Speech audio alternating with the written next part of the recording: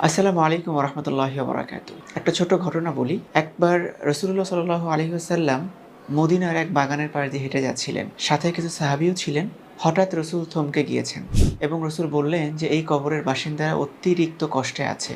কিন্তু আশ্চর্যের ব্যাপার হচ্ছে তারা খুব সামান্য কারণে কষ্ট পাচ্ছে।" তখন সাহাবীরা জিজ্ঞেস করলেন যে, "কি এমন কারণে তারা এত বেশি কষ্ট পাচ্ছে?" রাসূল বললেন, "তারা প্রস্রাব করে পবিত্রতা অর্জন করত না এবং একজনের কথা অন্যজনকে লাগাতো।" সুবহানাল্লাহ!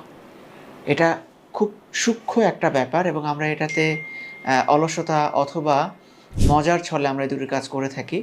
কিন্তু এটার জন্য যে কবরে কত বড় একটা শাস্তি আমাদের হবে এবং শুধুমাত্র শাস্তির ব্যাপারটাও না, ইহকালীন জীবনে আমাদের কিন্তু সামাজিকভাবেও আমরা খুব ঘৃণার পাত্র হয়ে যাই যারা জিনিসটা বুঝতে পারে। তাই এই দুটো জিনিস থেকে আমাদের বেঁচে থাকা উচিত।